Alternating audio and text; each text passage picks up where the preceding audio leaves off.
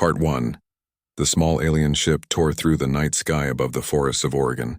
Inside the cramped cockpit, Commander Vecthar fought with the controls as sparks flew from the damaged panels around him. The ship had been hit by debris while scanning Earth from orbit, and now it was falling fast toward the surface below. "Hold on," Vecthar shouted to his partner, Officer Silmon, who sat in the seat beside him. The younger alien gripped the armrests as the ship shook violently. Through the front window they could see trees rushing up to meet them. The impact came hard and fast. The ship plowed through massive trees, snapping them like twigs as it carved a long path through the forest. Metal screamed against rock and soil. Finally, after what felt like forever, the ship came to rest at the bottom of a deep trench it had created. Vecthar's head throbbed with pain. He looked over at Silmon and saw that his partner was unconscious but still breathing. The commander unbuckled himself and tried to stand, feeling sharp pains throughout his body. His species, the Zethkal, were built tough with natural armor plating, but even that hadn't fully protected him from the crash. He moved to check on Silmon more carefully. The young officer had a nasty wound on his head, but his vital signs were stable. Vecthar pulled out the emergency medical kit and applied what treatment he could. Then he turned his attention to the ship's systems. Everything was damaged. The main computer was barely functional. Communications were down. Life support was running on backup power. Worst of all, the ship's security sensors showed movement outside. The locals were coming. Vecthar accessed what remained of the ship's database to review what he knew about humans. They were a young species, barely past their industrial age. They had crude nuclear weapons and primitive computers. They had visited their own moon a few times, but hadn't gone much farther.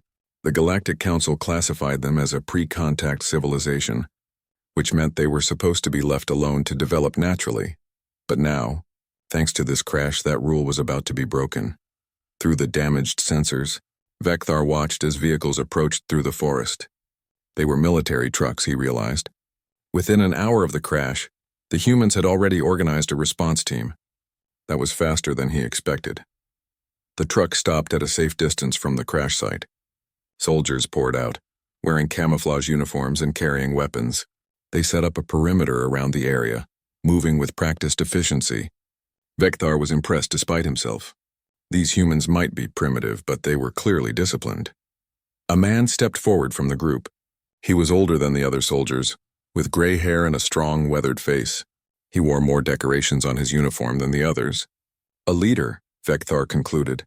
The man raised a device to his mouth and his voice boomed out, amplified somehow. "This is Colonel Jake Morrison of the United States Air Force. We know you're in there. We're not here to hurt you. We want to help if you're injured." Vecthar hesitated. The standard protocol was to avoid all contact with pre-contact species. But he was badly hurt. Silmon needed medical attention and the ship wasn't going anywhere. He had no choice. He activated the ship's external speakers, which still worked somehow. "I am Commander Vecthar of the Zethkal Exploration Fleet. My vessel is damaged and my companion is injured. We require assistance." There was a moment of stunned silence from the humans. Vecthar imagined they had expected many things, but probably not a polite response in their own language. The Zethkal translator technology was excellent, even if the rest of his equipment had failed. Colonel Morrison recovered quickly. "Okay, Commander. We're sending in a medical team. Please don't be alarmed. They're here to help." Vecthar watched as 4 humans approached the ship carefully. They wore white uniforms with red crosses on them and carried large bags of equipment. Medical personnel, he realized. He triggered the door release and the ship's hatch opened with a hiss of escaping air. The humans stopped when they saw Vecthar standing in the doorway. He understood why. He was tall, nearly 7 feet, with gray-blue skin covered in natural armor plates. His head was larger than a human's, with 3 eyes arranged in a triangle pattern. His hands had 3 long fingers and a thumb. He looked nothing like them, but the medical team didn't run. After a moment, a woman stepped forward. She was middle-aged, with kind eyes and steady hands. "I'm Dr. Lisa Hayes," she said calmly. "Can we come in to help your friend?" Vecthar stepped aside and gestured to where Silmon lay unconscious. The medical team moved in quickly, their fear apparently overcome by professional duty. Dr. Hayes knelt beside Silmon and began examining him with practiced skill. "His anatomy is different from ours," she said to her team, "but the basics are the same. He's breathing, heart is beating, pupils respond to light. The head wound looks bad but not critical. Let's get him stabilized and back to base where we can work on him properly. Vekthar watched in amazement as the humans worked. They had no knowledge of Zethkal biology, yet they approached the problem methodically. They took readings with their primitive instruments, compared notes, and made careful decisions. Within minutes, they had Silmon on a stretcher and were carrying him toward one of their vehicles. "What about you, Commander?" Dr. Hayes asked, turning her attention to Vekthar. "You're hurt too." Vekthar was about to protest that he was fine, but a wave of dizziness made him stumble. The doctor caught his arm, steadying him. "That's what I thought," she said. "Come on, let's get you both somewhere safe and warm." Colonel Morrison approached as they emerged from the ship.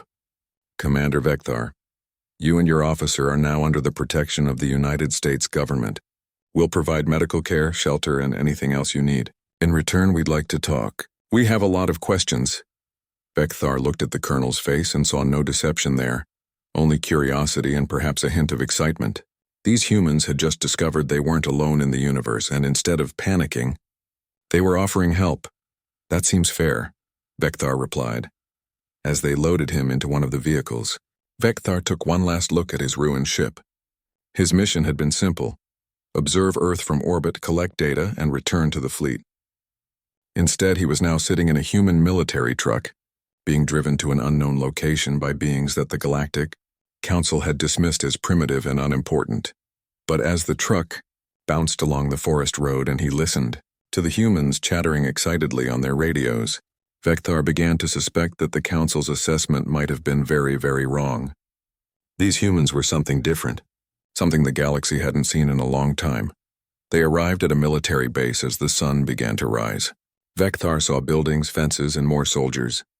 They drove through several security checkpoints and finally into an underground facility.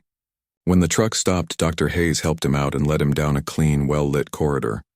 "Welcome to Earth, Commander," she said with a smile. "Let's get you patched up." The medical facility was unlike anything Vekthar expected from a primitive species. The room was clean and organized, filled with machines that beeped and hummed. Dr. Hayes worked on him with gentle efficiency, cleaning his wounds and applying bandages. Another doctor, a younger man named Kevin Scott, assisted her while asking careful questions about Zethkal biology. "Your blood is thicker than ours," Dr. Hayes observed, looking at a sample under a microscope. "And it carries oxygen differently. Fascinating.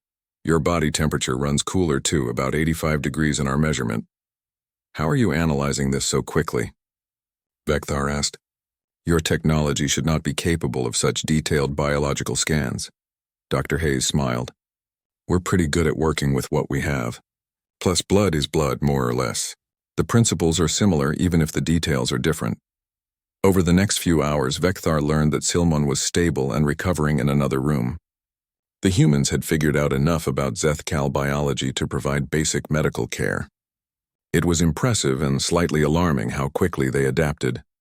On the second day, Colonel Morrison returned with another man. This one wore a suit instead of a uniform and had sharp, intelligent eyes. "Commander, this is Director Henry Walsh from our intelligence service.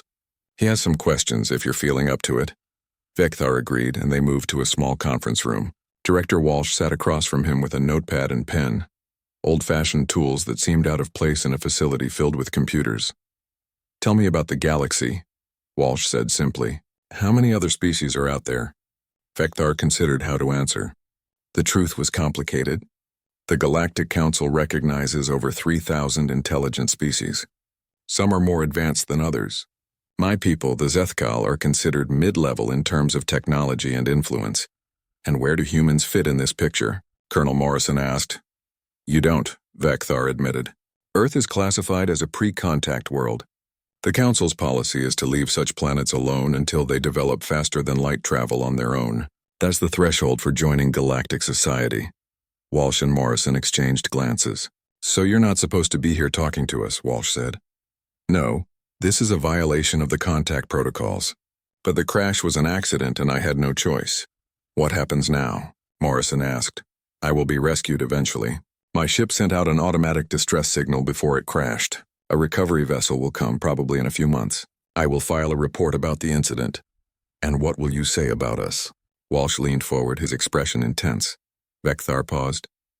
This was the question he had been thinking about since the crash. I don't know yet. I need to understand you better first. Over the following days, Vecthar met more humans. There was General Paul Carter, who commanded the military forces at the base. He was a big man with a booming voice, but his questions were thoughtful and strategic. He wanted to know about galactic military capabilities, threat assessments, and defensive technologies. Are there hostile species out there? Carter asked during one of their meetings. Yes, many of them. The galaxy is not a peaceful place, General. Resources are limited, and competition is fierce. The Council maintains order through treaties and mutual defense pacts, but conflicts still happen. Would any of these hostile species be interested in Earth? Vecthar hesitated. Your planet has resources. Water, minerals, a stable biosphere. But you're far from major trade routes and your technology is primitive. Most species wouldn't bother with you. However, if word got out that Earth was undefended and rich in resources, some might see it as an easy target. The general's face hardened. Then we need to be ready. Another human Vecthar met was Amy Chen, a civilian computer scientist brought in to examine the crashed ship. She was young, maybe 30 years old, with dark hair tied back in a messy ponytail and glasses that she constantly pushed up her nose. She wore casual clothes and carried multiple electronic devices. Your ship's computer is incredible, she said excitedly when they first met. It uses quantum processing on a level we can barely theorize about. The data storage is unlike anything I've ever seen, and the interface, it's almost organic, like it reads your intentions. You've been inside my ship? Vecthar asked, alarmed. Oh yeah, sorry, should have asked permission first. But come on, an actual alien spacecraft. I couldn't resist. Don't worry, I was careful. Mostly. Despite his concerns, Vecthar found himself fascinated by Amy. She approached problems with a wild creativity that no Zethkal engineer would ever display. When she encountered something she didn't understand, she didn't give up. She tried different approaches, made educated guesses, and somehow stumbled toward solutions. On the 5th day, Amy came running into his room waving a tablet computer. I did it! I actually did it. Did what? Vecthar asked. I connected my laptop to your ship's computer. Look. She showed him the screen, which displayed Zethkal text and diagrams. It took forever to figure out the interface protocols, and I had to build a custom adapter from spare parts, but it works. I can access the non-classified portions of your database. Vecthar stared at the screen in disbelief. That should be impossible. Your computers use binary processing. Mine uses quantum state manipulation. They're completely incompatible. Amy grinned. Yeah, well, I built a translator program. It's messy and slow, but it works. Kind of like trying to explain color to someone by describing wavelengths of light. Not perfect, but good enough. How long did this take you? About 4 days of nonstop work. Lots of coffee. Very little sleep. Totally worth it, though. Vecthar realized something important in that moment.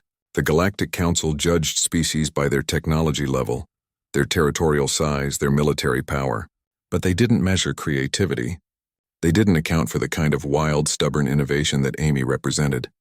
Humans didn't have quantum computers, so they built bridges between their technology and his. They didn't know Zethkal biology, so they learned it by observation and experimentation. They didn't wait for permission or proper tools.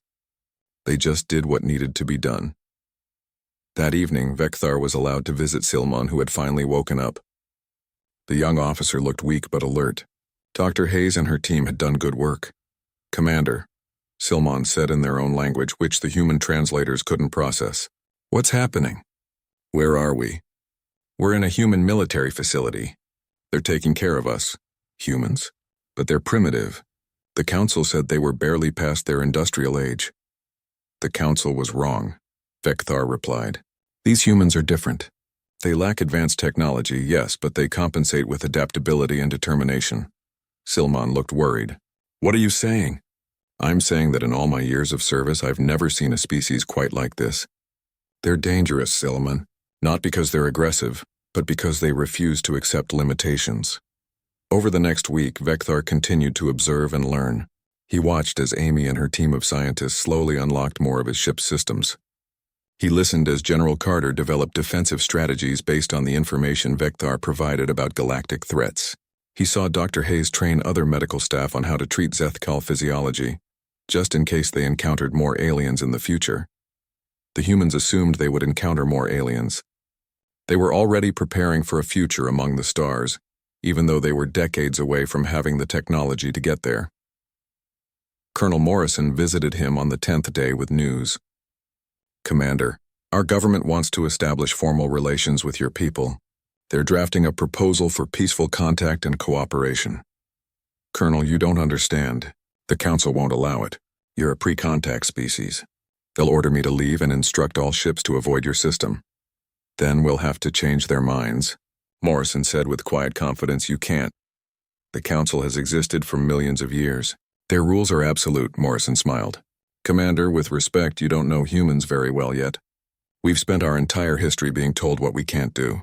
We tend not to listen."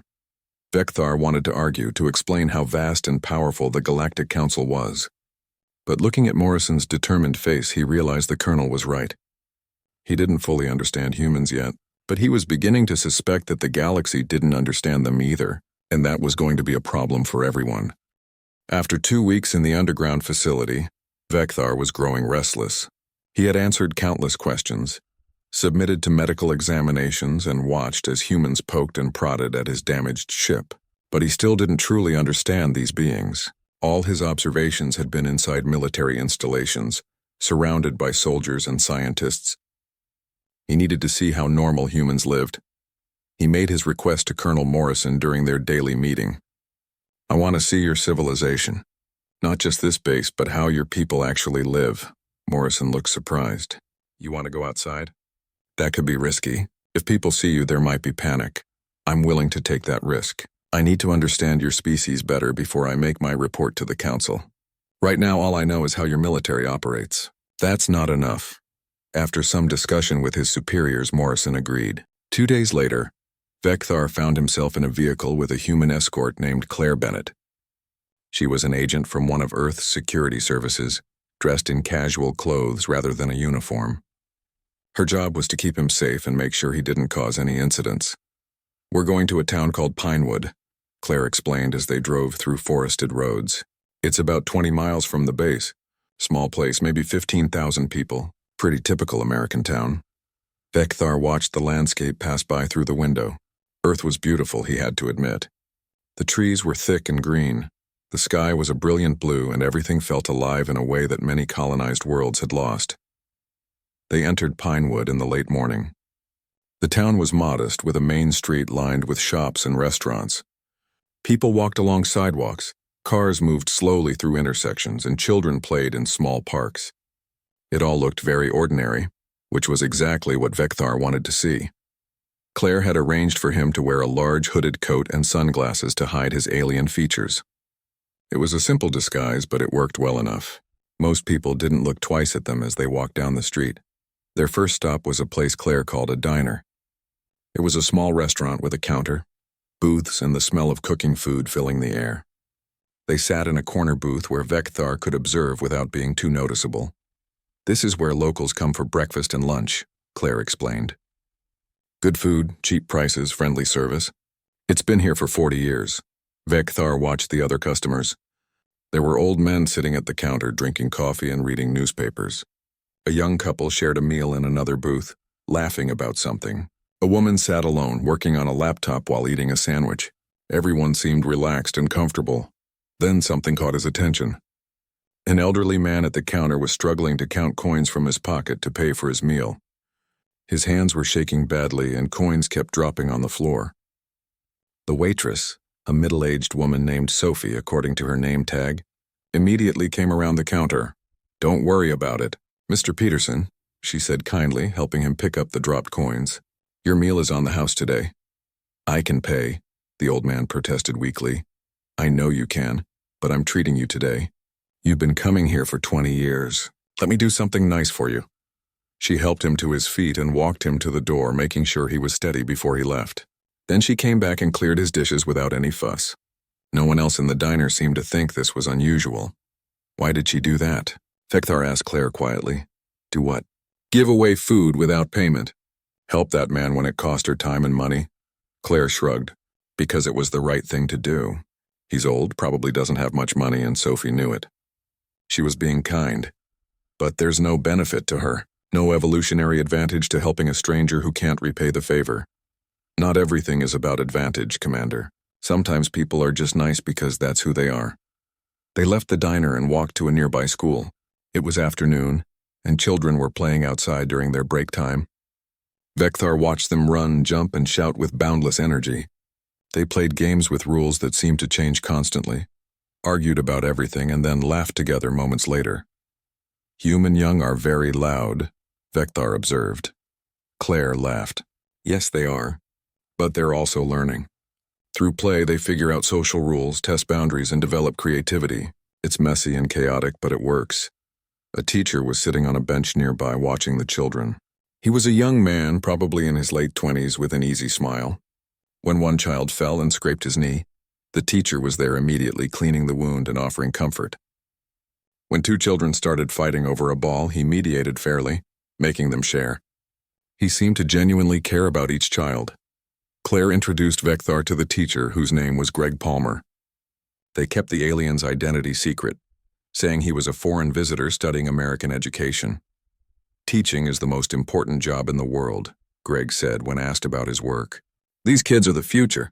Everything I teach them, every value I help instill that ripples forward into the world they'll build. Don't you get tired? Vekthar asked. They seem very demanding, Greg laughed. Oh, absolutely. I'm exhausted most days, but I also get to see them learn and grow. Yesterday, a girl in my class finally understood fractions after struggling for weeks. The look on her face was pure joy. That's why I do this.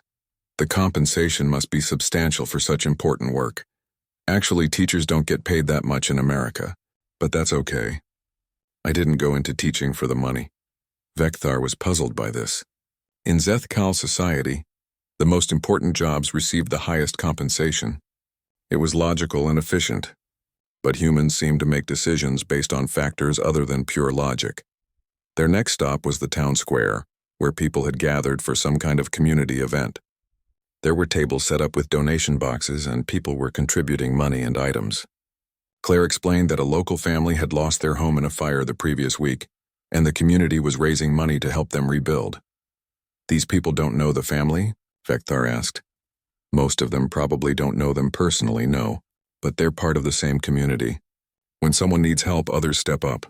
That's how it works here. Vekthar watched as people gave freely, asking nothing in return.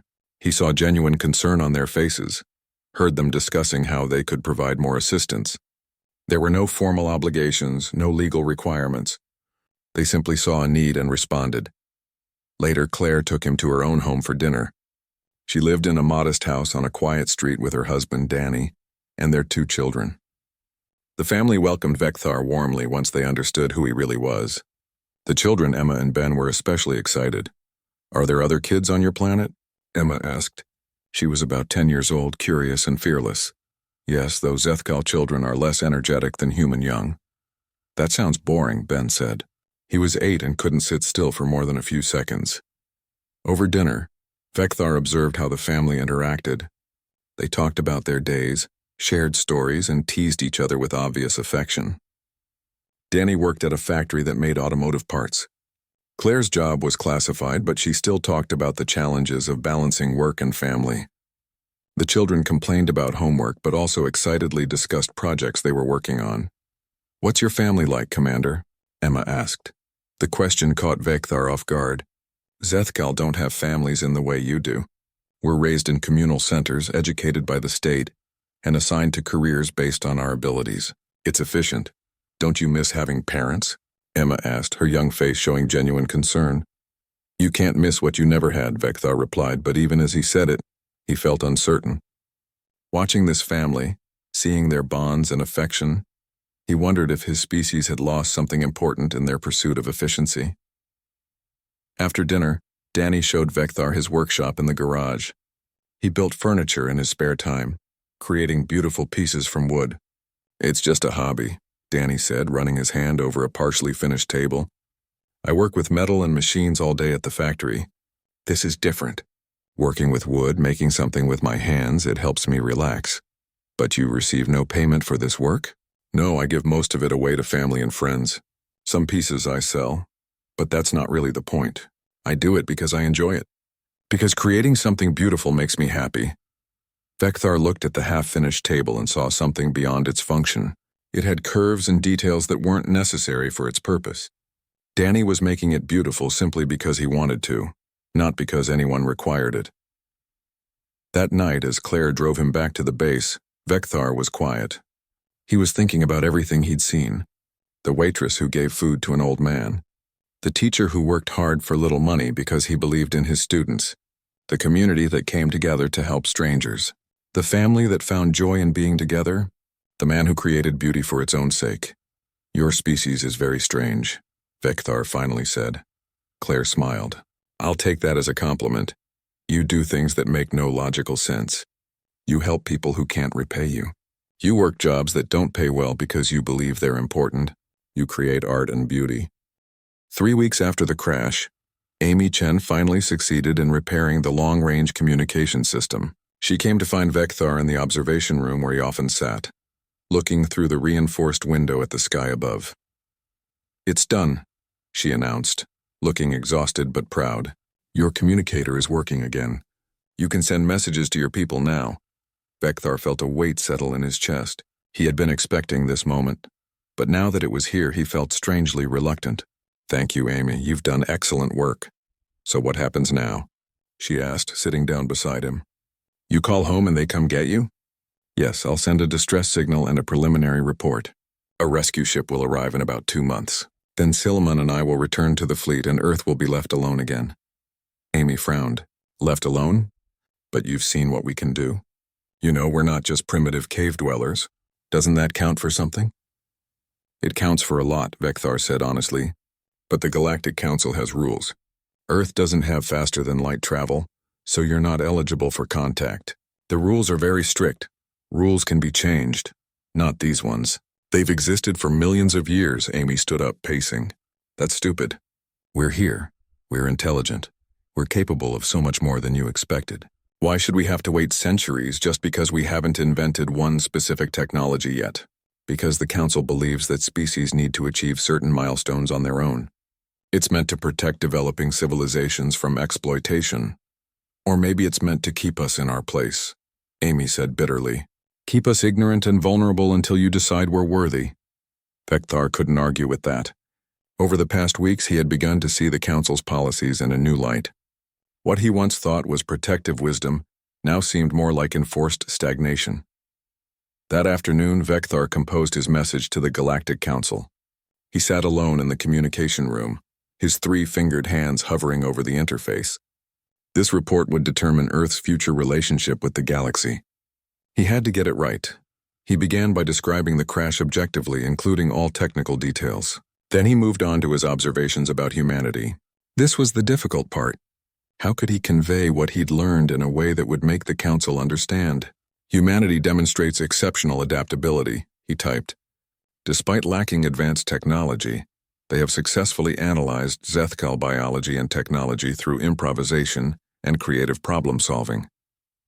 Their military organization is efficient. Their medical knowledge is sophisticated within the limitations of their tools.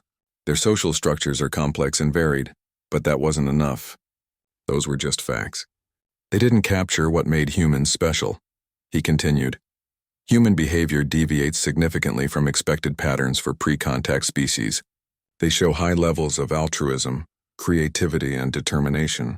They regularly make choices that don't serve immediate self-interest. They form strong emotional bonds that drive cooperative behavior. They create art and beauty without functional purpose. They take on challenges despite high probability of failure. Vecthar paused, reading over what he'd written. It still felt inadequate.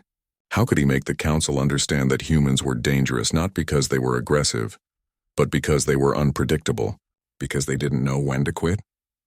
Because they would eventually reach the stars whether the Council helped them or not. Finally, he added his recommendation. Earth should be granted immediate Council protection and offered expedited contact.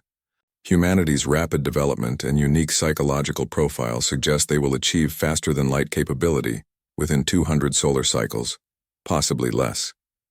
Early integration would allow for controlled technology transfer and prevent potential conflicts. Leaving Earth unprotected and isolated creates unnecessary risk for both humanity and galactic stability. He reviewed the message one final time, then sent it. The quantum transmission would take weeks to reach Council space, and the response would take just as long. But at least he had done his part. General Carter called a meeting the next day. Present were Colonel Morrison, Director Walsh, Dr. Hayes, Amy Chen, and several other key personnel. They all looked at Vecthar with expectant faces. "We know you sent your report," Carter said. "What happens now?" "We wait for the Council's response. It will take approximately 6 weeks for my message to reach them and their reply to return." "And what do you think they'll say?" Walsh asked. Vecthar hesitated. "I recommended immediate contact and protection for Earth, but I don't think they'll approve it." "Why not?" Dr. Hayes asked. "You've seen what we can do. Surely that counts for something. The Council is very old and very set in its ways. They've been following the same contact protocols for millions of years. They won't change them easily, even if the situation warrants it." "Then what?" Amy said. "They just leave us here alone, vulnerable to any hostile species that might find us?" "Most likely, yes. They'll order all ships to avoid your system and classify Earth as a prohibited zone. In theory, you'll be left alone to develop naturally." "In theory," Morrison repeated. "But not in practice?" "The galaxy is large, Colonel. Not everyone follows Council rules. Pirates, explorers, criminals. There are many who might come to Earth despite the prohibition, and you would have no way to defend yourselves." The room fell silent. Finally, General Carter spoke. "Then we need to be ready. Commander, you've told us about galactic threats. You've shared information about technology and tactics. Can you help us prepare?" Vecthar considered carefully. What Carter was asking went far beyond the violations he'd already committed. Actively helping a pre-contact species prepare for galactic conflict was a serious crime by Council law. He could be imprisoned for years, but looking at these humans, remembering everything he'd seen over the past weeks, he made his decision.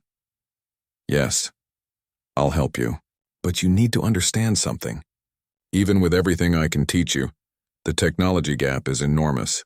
It will take decades, maybe centuries, for you to truly be ready." "Then we'd better get started," Carter said. Over the next 3 weeks, Vecthar worked closely with human scientists and military strategists. He explained the principles of faster-than-light travel, though the mathematics were beyond Earth's current understanding. He described energy weapons, defensive shields, and advanced materials. He outlined the political structure of the galaxy, identified potential threats, and discussed military tactics used by various species. Amy and her team absorbed everything like sponges. They took detailed notes, asked intelligent questions, and immediately began brainstorming how to adapt the concepts to Earth's technology level. "We can't build a quantum drive," Amy said during one session, "but maybe we can build something simpler. A stepping stone technology. If we can figure out how to manipulate space-time even a little bit, that's progress." Dr. Hayes worked on understanding alien biology. If we're going to encounter other species, we need to know how to treat injuries or illnesses. We need to understand what's toxic to them, what they need to survive. This knowledge could save lives. General Carter focused on defense. We need to unify Earth's military capabilities. Right now, we're divided into hundreds of countries, each with their own forces. That won't work against a galactic threat. We need coordination, cooperation, a planetary defense system. "That will be difficult," Vecthar warned. "Your species is very divided politically." "Then we'll have to change that," Carter said firmly. "Fear of the unknown tends to bring people together. Once other governments learn what's out there, they'll understand the need for cooperation." Meanwhile, Silmon had recovered enough to join some of the discussions. The young officer was less enthusiastic about helping humans than Vecthar was. "Commander, we're violating every protocol," Silmon said privately in their own language. "The Council will punish us severely for this." "I know, but it's the right thing to do." "Since when do we make decisions based on what's right?" "We follow orders. We obey protocols. That's what keeps the galaxy stable." "The galaxy isn't as stable as we thought, Silmon, and these humans deserve a chance to defend themselves. The Council is wrong to leave them vulnerable." Silmon looked troubled but said nothing more. 6 weeks after sending his report, Vecthar received the Council's response. He read it alone first, feeling his heart sink with each line. Then he called a meeting with the human leadership. "The Council has responded," he told them. "They've denied my recommendation." The room erupted in questions and protests. Vecthar held up a hand for silence. They're classifying Earth as a prohibited contact zone. All ships are ordered to avoid your system. They're postponing any official contact for a minimum of 2,000 solar cycles, which is about 2,000 of your years. 2,000 years? Amy said, her voice rising. They expect us to just sit here for 2,000 years. They believe that's enough time for humanity to develop naturally and achieve the necessary technological level, or enough time for us to be wiped out by some hostile species that doesn't care about council rules. Walsh said bitterly. Colonel Morrison's face was hard. Then we're on our own. Yes, Vecthar said quietly. I'm sorry. I tried to make them understand, but the council is too rigid. They can't see what I see. The Galactic rescue ship arrived exactly 8 weeks after the crash, appearing in Earth's orbit with a flash of displaced energy. Vecthar watched its approach on the facility's monitors with mixed feelings. He was finally going home, but he found himself reluctant to leave. Captain Ralvin of the rescue ship was not happy. His message came through clearly on the repaired communicator. Commander Vecthar, we have detected significant contamination of the pre-contact species. Explain immediately, Vecthar sighed. He had known this was coming. The crash left me no choice. I required medical assistance. The humans discovered us immediately. You should have activated your ship's self-destruct and avoided all contact. Those are the protocols. My officer was unconscious and critically injured. I chose to save his life rather than follow protocol. There was a long pause. Finally, Ralvin responded. We will discuss this during your return journey. Prepare for extraction. We will transport you and Officer Silmon to the ship within 2 hours. The crashed vessel will be destroyed to prevent further contamination. Vecthar had expected that too, but it still bothered him. That ship contained technology that could help humanity. Now it would be lost. The humans gathered to say goodbye. General Carter, Colonel Morrison, Director Walsh, Dr. Hayes, Amy Chen, and many others who Vecthar had worked with over the past 2 months. Even Claire brought her family. I wish you could stay longer, Amy said. She looked like she hadn't slept in days, probably spending every moment trying to extract more information from the ship's systems before it was destroyed. There's still so much to learn. You've learned enough to get started, Vecthar assured her. The rest you'll figure out on your own. You're good at that. Dr. Hayes shook his hand in the human gesture of farewell. Thank you for trusting us with your care. And thank you for everything you've taught us. We won't forget it. Take care of yourselves, Vecthar said. The galaxy is more dangerous than you know. Be careful. General Carter approached last. Commander, you've given us a gift. Knowledge, warning, preparation time. We won't waste it. When humanity finally reaches the stars, we'll remember you as the one who believed in us when nobody else did. I have no doubt you'll reach the stars, General. I just hope I live long enough to see it. Young Ben, Claire's 8-year-old son, pushed through the adults and held out a piece of paper. I made this for you, so you remember us. Vecthar took the paper carefully. It was a drawing done in crayon, showing a Zethkal and several humans standing together under a sky full of stars. The figures were crude but earnest, drawn with a child's simple honesty. Thank you, Ben. I will treasure this. Will you come back someday? The boy asked. I don't know, but I hope so. The extraction was handled by teleportation, a technology far beyond Earth's current capabilities. Vecthar and Silmon stood in the facility's courtyard as the rescue ship locked onto their biosignatures. The humans watched as the 2 aliens shimmered and vanished, transported instantly to the ship above. The teleportation chamber materialized around them. Captain Ralvin stood waiting with 4 security officers. He was an older Zethkal, his armor plates marked with signs of long service. Welcome aboard, Ralvin said coldly. Proceed to the medical bay for decontamination and examination. Then report to my office. We have much to discuss. Over the next day, Vecthar and Silmon were thoroughly examined by the ship's medical team. They were tested for unknown pathogens, scanned for injuries, and questioned extensively about their time on Earth. Finally, they were cleared and summoned to the captain's office. Ralvin sat behind his desk reviewing reports on multiple displays. He gestured for them to sit. I've read your preliminary report, Commander, and I've reviewed the data recovered from your ship's systems. The extent of your contact with the humans is deeply troubling. I did what was necessary to survive and to protect my officer, Vecthar replied. You did far more than that. You provided them with classified information about the Galactic Council, military capabilities of various species, and even assisted them in analyzing your own ship's technology. These are serious violations. The humans would have analyzed the ship with or without my help. At least this way I could control what they learned. Ralvin's eyes narrowed. You seem to have developed sympathy for this species. That's concerning. Pre-contact species are to be observed, not befriended. I observed them extensively, Captain. They're remarkable. The Council's assessment of humanity is fundamentally flawed. The Council has been evaluating species for millions of years, Commander. I think they know what they're doing. With respect, Captain, when was the last time the Council actually changed its opinion about a species? When did they last revise their protocols? They're so old and rigid that they can't adapt to new situations. Ralvin stood up, his posture threatening. You're on dangerous ground, Commander. Questioning the Council's wisdom is not advisable. I'm not questioning their wisdom, just their information. They judged humanity based on limited data. I spent 2 months living among them. I saw things that don't fit the standard classifications, such as... Vekthar organized his thoughts. Humans are technologically primitive, yes, but they're intellectually sophisticated. They adapt faster than any species I've encountered. They cooperate across genetic and cultural barriers that would divide other species. They create and innovate constantly, and they refuse to accept limitations. Many species show these traits to some degree. Not like this. Captain, in 2 months, human scientists learned to interface with quantum computing using nothing but binary processors. Their doctors learned to treat Zethkal injuries with primitive medical equipment. Their military strategists developed defensive plans against threats they'd never encountered before.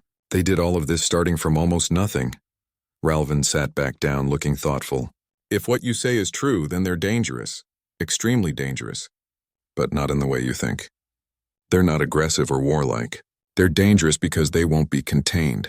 The Council plans to leave them alone for 2,000 years. I guarantee they'll develop faster than light travel in less than 500 years. Probably much less. That's impossible. No species develops that quickly. No other species is like humans.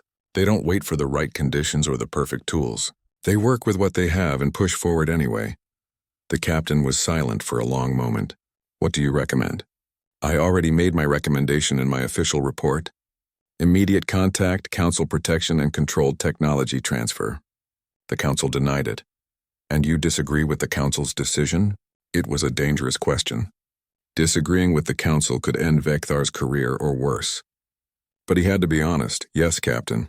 I believe the Council is making a serious mistake. Earth should be protected and guided, not ignored. If hostile species discover an undefended human world, the results will be catastrophic. Ralvin studied him carefully. You've changed, Commander. 2 months ago, you followed protocols without question. Now you're challenging the Council itself. What happened down there? Vekthar thought about Sophie, the waitress, helping an old man. About Greg, the teacher, working hard for little pay because he believed in his students. About Claire's family sharing a meal together. About Amy staying awake for days trying to unlock alien technology. About Ben's simple crayon drawing. I learned that there are things more important than protocols, Vekthar said quietly. I learned that compassion and courage matter more than efficiency. I learned that a species can be advanced in ways that can't be measured by technology or territory. The captain shook his head. You sound like you've been infected with human thinking. Maybe I have. But maybe that's not a bad thing. Ralvin dismissed them and Vekthar returned to his assigned quarters. The room was small and functional. Everything designed for maximum efficiency. It felt empty and cold compared to the places he'd seen on Earth. Silmon visited him later that evening. The captain is talking about filing charges against you. Violation of contact protocols, unauthorized technology sharing, insubordination. It could mean years in a detention facility. I know. Was it worth it? All this trouble just to help a primitive species that the Council says isn't ready. Vekthar carefully unfolded the drawing that Ben had given him. He looked at the crude figures standing together under a field of stars. Yes, he said. It was worth it. The rescue ship would take 3 months to return to Council space. During that time, Vekthar spent his days writing a comprehensive report on humanity. He documented everything he'd learned, every observation he'd made, every insight he'd gained. He knew the Council would probably ignore it, but he had to try. He also thought about Earth constantly, wondering what the humans were doing. Were they analyzing the data Amy had extracted from his ship? Were they developing new defensive technologies based on what he'd taught them? Were they unifying their militaries like General Carter planned? One night, unable to sleep, Vecthar went to the ship's observation deck. Through the large window, he could see the stars streaming past as they traveled faster than light. Somewhere back there was Earth, a small blue planet that the galaxy had dismissed as insignificant. But Vecthar knew better. Humanity was like a seed planted in rich soil, growing faster. 3 months after leaving Earth, the rescue ship arrived at the Zethkal homeworld. Vecthar stood at the window watching as the planet grew larger, its 3 moons visible against the purple-tinted atmosphere. He had been born on this world, trained here, and spent most of his life in its service. But now, returning from Earth, it felt somehow different, colder, more rigid. The ship docked at the orbital station, and Vecthar was immediately taken into custody by Council security. They escorted him through sterile corridors to a holding facility, where he would wait for his formal hearing. Silman was taken to a separate location for his own questioning.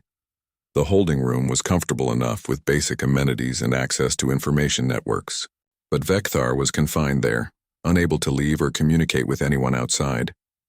Days passed slowly as he waited. Finally, after a week, he was summoned before a review board. The chamber was large and imposing, with 5 senior council members seated at an elevated platform. Vecthar stood alone in the center, feeling very small. The lead adjudicator, an ancient Zethkal named Torval, spoke first. Commander Vecthar, you stand accused of violating multiple contact protocols during your time on the planet designated as Earth. How do you respond to these charges? I acknowledge that I violated protocols, Vecthar said clearly. But I maintain that my actions were necessary given the circumstances. Necessary? Another adjudicator said skeptically. You had options. You could have activated your ship's self-destruct. You could have refused medical assistance from the humans. You could have minimized contact. Instead, you engaged extensively with a pre-contact species, sharing classified information and even assisting them in analyzing advanced technology. My officer was critically injured and unconscious. I chose to save his life. Once contact was made, I attempted to manage the situation as best I could. Torval leaned forward. We've reviewed your reports, Commander. Your descriptions of humanity are highly unusual. You seem to believe they pose a significant threat to galactic stability. Not a threat, honored adjudicator, an opportunity. Humanity has qualities that the galaxy hasn't seen in millions of years. They adapt, they innovate, they overcome obstacles that would stop other species. They could bring new energy and creativity to the Council. Or they could bring chaos, another adjudicator said. Your reports describe a species that doesn't follow rules, that questions authority, that pursues goals regardless of practical limitations. This sounds like a recipe for instability. They have structure and discipline when needed, Vecthar argued. But they also have flexibility and creativity. They can follow orders and think independently. They can compete and cooperate. They contain multitudes, honored adjudicators in ways that our rigid classifications cannot capture. Torval looked at him with something like pity. Commander, you spent only 2 months among the humans. This is insufficient time to truly understand a species. The Council has millennia of experience in these matters. With respect, the Council's experience has made it inflexible. When was the last time the Council admitted it was wrong about a species? When did the protocols last change in any significant way? The chamber fell silent. What Vecthar was saying bordered on heresy, but he continued. The galaxy is stagnant, honored adjudicators. We've reached a point where everything is categorized, classified, and controlled. New species are evaluated based on ancient criteria and sorted into predetermined boxes. But humanity doesn't fit any box. There's something new, something the classification system can't properly measure. Enough, Torval said firmly. This hearing is about your conduct, not Council policy. You violated established protocols. There must be consequences. The board conferred privately for several minutes. Finally, Torval announced their decision. Commander Vecthar, you are hereby stripped of your rank and discharged from Council service. You will serve 6 months in a rehabilitation facility to correct your aberrant thinking. Furthermore, you are forbidden from ever returning to Earth or having any contact with humans. Do you understand? Vecthar felt his heart sink, but he kept his expression neutral. I understand. One more thing, Torval added. Your comprehensive report on humanity will be classified and sealed. It will not be entered into the general database. The Council has determined that your observations are too contaminated by personal bias to be useful. That hurt more than the discharge. All his work, all his careful documentation buried and ignored because it didn't fit the Council's preconceptions. They took him directly from the hearing to the rehabilitation facility. It was a place designed to correct individuals who had developed thinking patterns that didn't align with Council norms. Vecthar would spend 6 months there undergoing therapy, education, and psychological adjustment. The first week was mostly observation. Counselors interviewed him extensively, trying to understand how his thinking had been altered by his time on Earth. They seemed genuinely puzzled by his descriptions of human behavior. You say they work hard at jobs that don't pay well because they find the work meaningful? One counselor asked as if the concept made no sense. Yes, like teachers. They educate the young for relatively low compensation because they believe it's important work. But that's inefficient. Logically, important work should be highly compensated to attract the best individuals. Humans don't always operate on pure logic. They make choices based on values, emotions, and beliefs. The counselor made notes. This emotional decision-making is clearly what influenced you. We'll need to work on restoring your logical thought processes. But as the weeks passed, Vecthar found himself resistant to the rehabilitation. The counselors tried to convince him that his time on Earth had distorted his thinking, that he had developed an unhealthy attachment to an inferior species. But he couldn't accept that. Everything he'd learned about humanity felt more real and more important than the Council's rigid rules. In his second month at the facility, Vecthar received an unexpected visitor. Silmon appeared in the visiting area looking uncomfortable. Officer Silmon, Vecthar greeted him. I didn't expect to see you.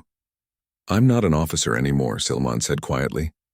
They discharged me too, though my punishment was lighter since I was unconscious for most of our time on Earth.